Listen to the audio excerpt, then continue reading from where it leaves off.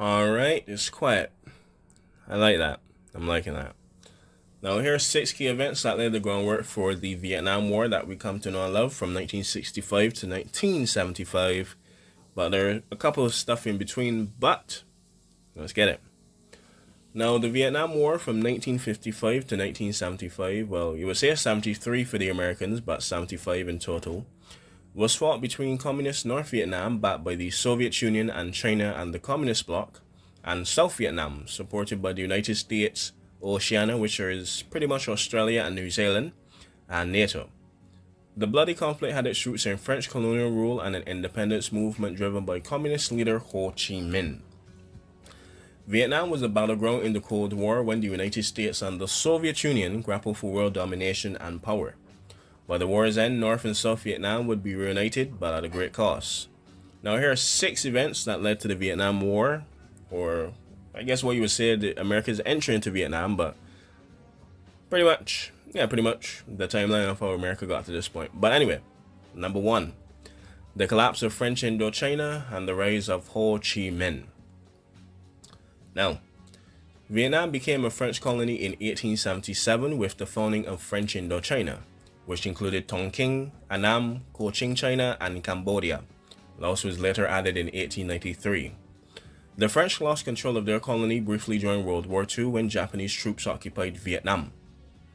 As Japan and France fought over Vietnam, an independence movement was forming under Ho Chi Minh, a revolutionary leader inspired by Lenin's Bolshevik Revolution of 1917 and 1918. He established the League for the Independence of Vietnam, better known as the Viet Minh, in May 1941.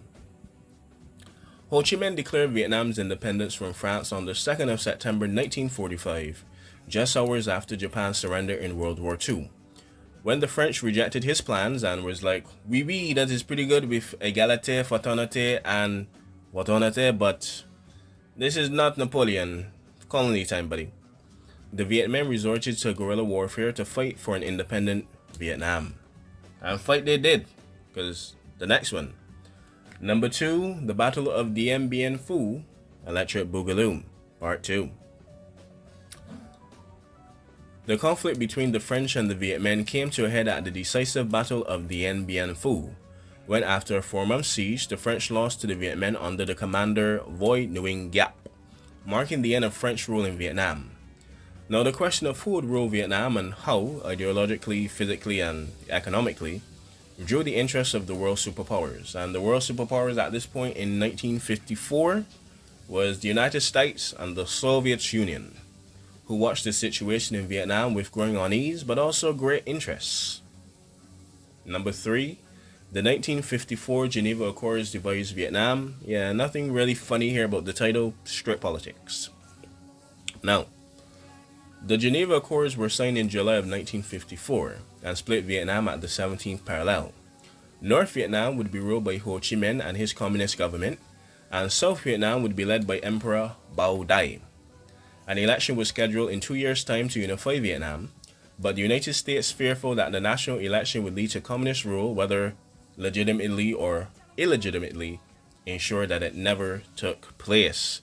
And at this time, the communists were very strong, especially since they saw Bao Dai as a French puppet, so very, very high chance Vietnam would have went communist in 1954. Well, 1956, I should say. So pretty interesting.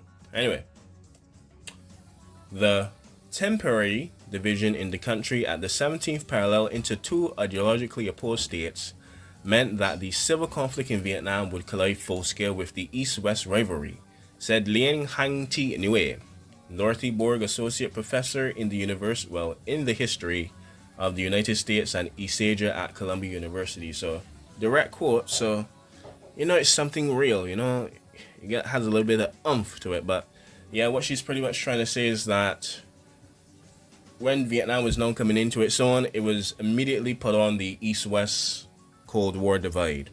And speaking of Cold War, number 4, the chilly, not so cold war. Yeah, the big elephant in the room. Vietnam was divided during the Cold War when tensions between the United States and the Soviet Union were at an all-time high. Mao Zedong proclaimed the creation of the People's Republic of China in 1949, and in January 1950, China joined with the Soviet Union to formally recognize the Communist Democratic Republic of Vietnam. During the Cold War, the United States practiced a policy of containment. President Harry S. Truman's Truman Doctrine pledged political, military, and economic assistance to democratic nations facing threats from communist forces internally or externally. His successor, President Dwight D. Eisenhower, put forth the domino theory that a communist victory in Vietnam would create a domino effect in Southeast Asia, and therefore must be prevented at all costs, because if you lose Vietnam, you lose Cambodia, you lose Laos, you lose Thailand, you lose Myanmar, or Burma, as they used to call it back in the day, Indonesia, East Timor before it became part of Indonesia and then independent country again. What else is in Southeast Asia, man? Beats me, man, but you could look at the map. So, yeah, must be prevented at all costs. The Vietnam War was at once a war to reconcile the issues of European imperialism in a new post-colonial space, a war between Marxism-Leninism and democratic capitalism, and a war between Vietnamese parties, said Nguyen yet again. So what she's saying is pretty concise with what we're saying. It was a pretty much polarized space between either hardline Marxism-Leninism in the north or democratic capitalism in the south. And the south was really a messed up place because we got at number 5, the overthrow of Ngoc Dien Diem. Alright, remember that Emperor Bao Dai guy? Remember him? Now, Emperor Bao Dai was succeeded by Catholic nationalist Ngoc Dien Diem. His strong anti-communist stance was popular with the Americans, who helped him to rise to power. But Diem's preferential treatment of the Catholic minority led to protests throughout South Vietnam.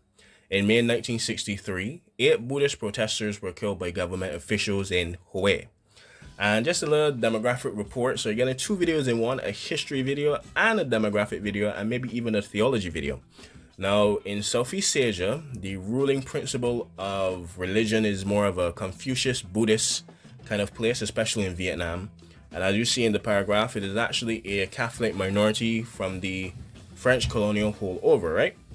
So, with that being said, the Buddhists were pretty much mistreated because Catholicism and nationalism were one heck of a thing in Vietnam, South Vietnam. So, Ngoc Dien Diem wasn't doing any favors for that little sect. And actually, Buddhist priests actually held a huge sway over political life and cultural life in Vietnam. So, very interesting to see. Now, in response, Buddhist monk Trick Quang Duc set himself on fire in the midst of a busy Saigon intersection, becoming the most iconic picture of the Vietnam War.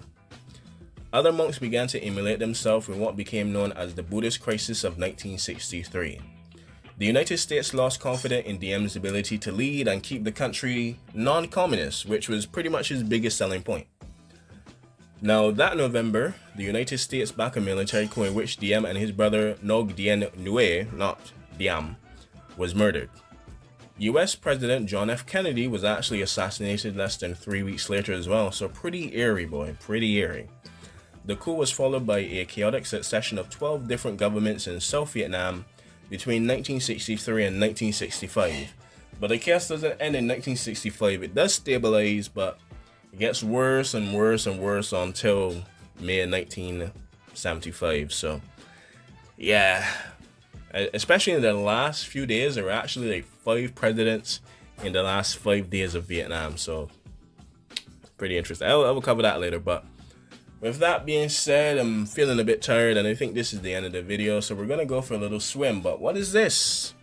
Number 6, the Gulf of Tonkin incident. And the main reason the United States got into war in the first place. So, the most controversial one. Let's go. So, you ready? So, the Gulf of Tonkin incident, also known as the USS or US ship Maddox incident, marked the formal entry of the United States and its allies into the Vietnam War. In the summer of 1964, the Johnson administration was laying secret plans for an expansion of US military involvement in Vietnam. Any such wider action should have congressional support, officials determined. And the Gulf of Tonkin incident provided the opportunity to secure this authorization. said Frederick Luval, Lawrence D. Belford Professor of International Affairs at the John F. Kennedy School of Government at Harvard University. So what he's basically trying to say, all right, dog, I'm gonna give you a chance to speak, but what he's trying to say is that in the summer of 1964, the Johnson administration was actually looking for a way to get and expand U.S. involvement in Vietnam. But Congress was kind of blocking it at this point, so he was like, you just need one thing from North Vietnam, just one thing.